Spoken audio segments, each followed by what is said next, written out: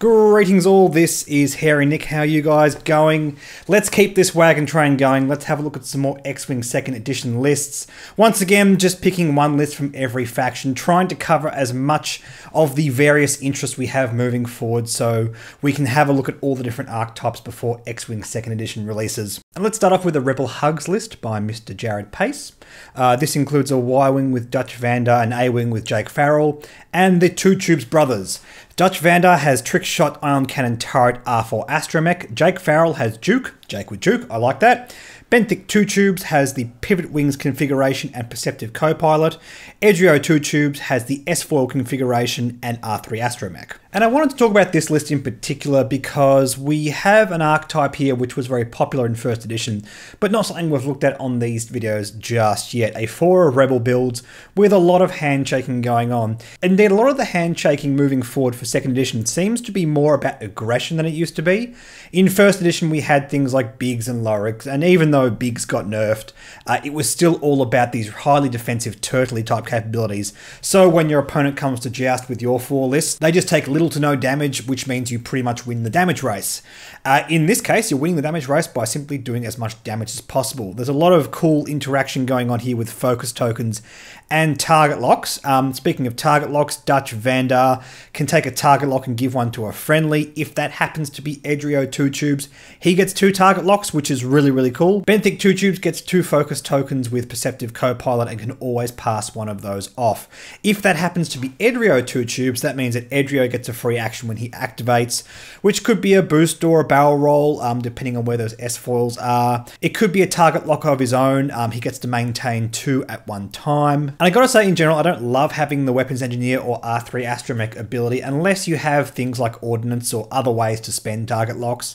But considering Edrio can get focus tokens very efficiently, making sure that you always have a target lock on your opponent's ship means you have the best dice modification available to you. And by getting 2 target locks, one on 2 different ships, you are better guaranteeing that. So that's cool nonetheless. And honestly, just having a look at the other options we have here for Astromechs, there's nothing really else that jumps out at me.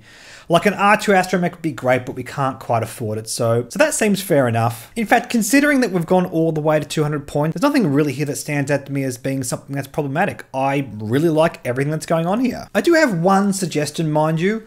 We have an open crew slot on the U-Wing, and I think Jyn Erso would have a lot of value in this list, especially considering Jake Farrell has Duke assigned to him, and we could easily save points by changing or even removing one of those Astromechs. As I previously mentioned, none of them really have a lot of synergy with this list, but if you want to go for more value play, I completely understand that. I just like the idea of having Jyn Erso in this list because we have Jake Farrell with Duke. Also, the ability to pass off those focus tokens from Benthic Two Tubes means you can pass an evade token to another ship. Now, I know you've obviously gone for the Two Tubes combo here. Just bear in mind that there are situations where you won't always want to do that. Sometimes giving Edrio that extra action is not more valuable than just giving another ship an evade token. And I think having that flexibility would be a good thing here. But overall, I really like the idea of the list. I think the Two Tubes brothers in particular are just great value. They seem to be costed effectively. Their ability seems really powerful. We have seen it in play. Alex Davies used this in one of the very early demo videos on the Team Covenant channel. So if you want to check that out, just have a search for that. But yeah, really solid. And this is an archetype which I think we have to look out for because we know how good it was in 1st edition. Okay, let's move on to this week's Scum list. We have a Han Solo Falcon alongside Asajj Ventress and Palob Gul'Dali. The Han Solo Falcon has Trick Shot, Kira, and Lando's Millennium Falcon title. Asajj Ventress in the Lancer class pursuit craft has Sense, Lats, Razzie, and Tactical Scrambler. Palob Gul'Dali has no upgrades. And right off the bat, I always feel like when I see these Hawk pilots, especially the named pilots, it's always a great thing if we can get Moldy Crow into these lists, but obviously there's no room here. It costs 10 points and there are no obvious cuts amongst the rest of the list. Well, not in my opinion anyway, so I think it's fine. His ability is still good without the Moldy Crow title. And at 38 points, it does feel relatively competitive. He is still a hair cheaper than he used to be in 1st edition. And even without any upgrade cards, I feel like he is just better than what he used to be. What I don't think is better than what they used to be is Asajj Ventress. And I think we really have to ask the question here, is it still good to have Asajj Ventress in a slightly nerfed version? I say slightly nerfed, yeah, I know she has force tokens, so I am somewhat comparing apples to oranges here. I just feel that fact that she can't shoot with 3 red dice out of the mobile firing arc does hurt the platform a bit. Her ability can be counteracted by moving green tokens, so there's just a few things working against her. I will say though that Sarge Ventress was really powerful in first edition, to the point where she was basically one of the guaranteed pilots you would play on a Scum list. That's just how it ended up being in first edition. So at the end of the day, we've still got her at 99 points. It's a stripped back version of what she used to be, but the ability is still good. And arguably, it's still one of the more reliable ways to get stress tokens on your opponent in the game. Now, stress overall is far more incidental. It will happen without you interacting with your opponent, but it's still good to have that level of control, especially alongside Lando's Millennium Falcon. And just talking about force tokens again, she feels really good on defense. The fact that Lat's Razzie and a force token pretty much means she'll be converting most of her dice a lot of the time. The only situation she won't is when the opponent's not stressed because she couldn't use her ability or she rolls double blanks, which isn't all that common. It feels like the time walk aspect has actually improved on Asajj. It's just more the way the ship functions and the way her ability functions that's gotten a bit of a nerf. I will say though, I do like the idea of putting sense on her. That's a very interesting idea. She's only initiative 4, so making sure you know where those aces are going to fly is going to be very valuable with her. Now, it's not ideal if you have to spend those force tokens to increase the range of sense and then spend another force token to try and stress that ship. It means you're going to be out of force tokens to use during combat, but these are all options you have nonetheless. I really like the flexibility of these force users, and I think trying to leverage that is going to be one of the things which keeps Asajj in the meta, if indeed she will stay in the meta. Han Solo's pretty solid. There's not a lot to say here. Kira's a cool upgrade for 2 points. I will say though, there's still a bit of contention about the way Kira interacts with Han. We've discussed this before. Basically, she allows you to ignore rocks, but does that mean you're still attacking obstructed through a rock? That's a bit up in the air. I think the correct answer is yes, your attack is still obstructed, but that is a little bit contentious nonetheless. However, I will say that even if Kira does not help enable Han's ability, it's still good to have that flexibility because it means you can fire through rocks, you can fire over rocks, no matter which way you take that, which is really cool. Lando's Millennium Falcon just feels really solid at 6 points. It's almost just adding another red dice to the Falcon, although it is situational. Just talking speculative, I think the reason it's not quite as expensive as it could have been is simply because there are some turns where it won't work and that's going to hurt. There's going to be some situations where Han just attacks with 2 red dice, and that's gonna suck, frankly. It's not ideal. In fact, having a look at this list overall, there are situations where you're not gonna get the 3 red dice out of the Lancer, you're not gonna get 3 red dice out of Han. Paylob always only attacks with 2 red dice.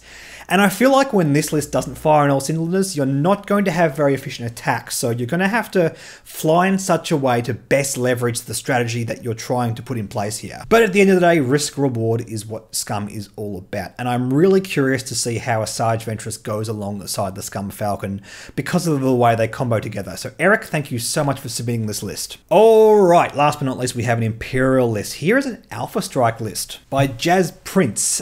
This comes out at 199 points. We have Death Rain and Redline in TIE Punishers and Captain Jonas in a TIE Bomber.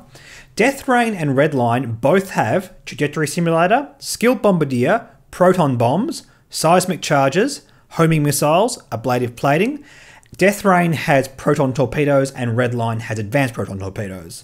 Captain Jonas has Skilled Bombardier, Ion Torpedoes, Homing Missiles, Cluster Missiles, and Proximity Mines.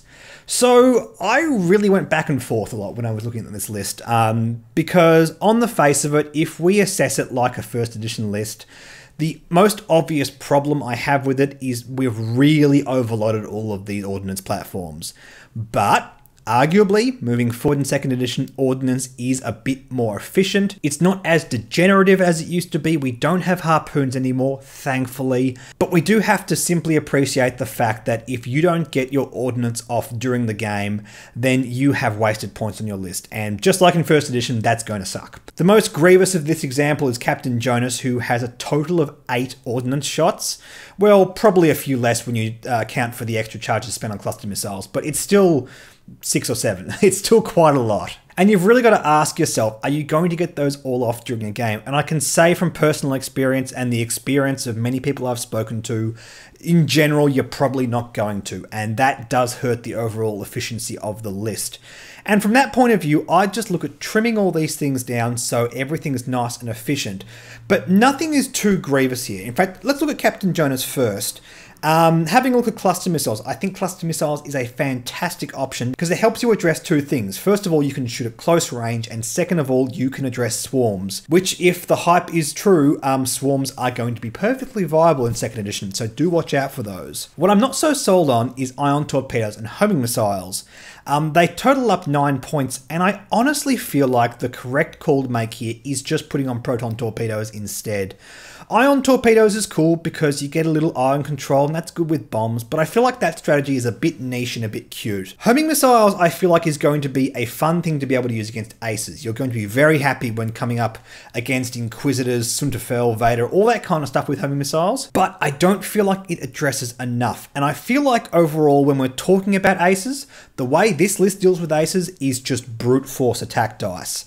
And from that point of view, I'd actually take homing missile off all 3 of these ships. I don't think it's really relevant enough to have a home on all 3 of these ships. In the case of Captain Jonas, as I said, I just put on proton torpedoes, have proton and cluster missiles, and between those two, you don't have so many charges that you won't use them, and you will be able to address almost everything that your opponent puts in front of you, which is ideal. Now, in the case of your Punishers, I think we have a similar issue with Redline as well. Advanced proton torpedoes and homing missiles are both very niche, to the point where I think there are going to be games where you're not happy that you have either. Homing missile in particular, I don't feel like is going to be very viable with Alpha Strike because your opponent taking just 3 points of damage in the opening round of an Alpha Strike list is really bad. It's not enough damage for an Alpha Strike list, and your opponent can respond by taking one of these off the board in the first round. You have a TIE Bomber, it's not unlikely that's going to happen. And for that reason, I would once again just consider removing both of these missiles and putting on proton torpedoes, because I really do feel like this is just the best all-round answer you have. It costs the same as both of those other missiles combined, but it's going to be more applicable in other situations, and you're only losing a single charge. Also, I will get on to other places where we can trim in this list, namely where the bombs are, and if you do that, you can think about putting on proton torpedoes and a separate missile as well, so there is a bit of flexibility there. In the case of Death Rain, you've already got proton torpedoes, that's great. Not so much sold on homing missile. Again, you could consider changing that over to cluster missile. There's a few options here, but I'm glad to see that you have proton torpedoes on this one platform. But I'll say, if you can get protons on all 3 of these platforms, which we do have the option to do, I think the whole thing is going to be a bit more consistent overall, which is really what you want. Just moving on to the bombs, I don't have a whole lot of criticism here because these bombs are pretty dirt cheap moving in 2nd edition. 5 points for the protons, 3 points for the seismic charges, and 6 points for the proxy mines.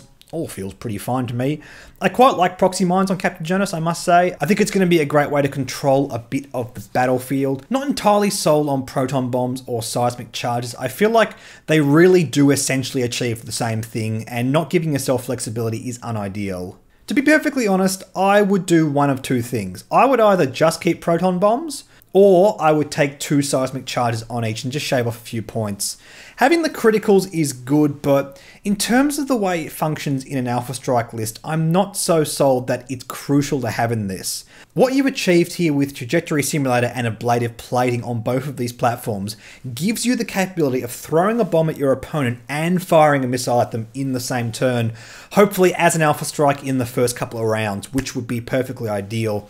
The issue with that is the first point of damage your opponent would take in that situation would be from the bomb. If it's proton bombs, it's just critical and it's just going to go into their shields, unless they happen to be using TIE fighters. But again, that's niche. We want to try and keep things as open as possible. And that means proton bombs is going to be more useful later on in the game. The great thing about just regular damage of seismic charges is it's not significantly worse at any stage of the game. Doing damage overall is a fantastic thing. Using Trajectory Simulator, flying directly at your opponent, taking a target lock and using a missile, whilst just bearing the grunt of that bomb with your ablative plating, is just good. I don't really think like proton bombs really adds that much more flavour to it. So I think what I do overall is just cut down those proton bombs, have 2 seismic charges on both platforms, and put proton torpedoes across the board on all of your platforms, and I think it's just going to be more adaptive overall. However, having said all that, I just took ages going through all those changes. I'm sorry about that. I love the concept of this list. I think it's a bit risky running 2 Punishers and a TIE Bomber. I think at the end of the day, if your ordnance isn't working for you, you're going to get punished because those platforms are not that tanky at the end of the day. But I really love the way all these abilities combo together. You have a reason to use bombs in Death Rain. you have a great reason to use Ordnance in Redline and Captain Jonas. Captain Jonas in particular looks like he's going to be absolutely deadly in Alpha Strike list. It's pure efficiency, which is what the Empire is all about. And it was a shame because we never really had any great bombing list for the Empire in first edition, despite the fact that they got a lot of support with their platforms for bombing. They just never really turned out to be that competitive in the meta. So if everything adjusts correctly and the Empire is made a bit more viable with their bombing, this could be a really cool strategy.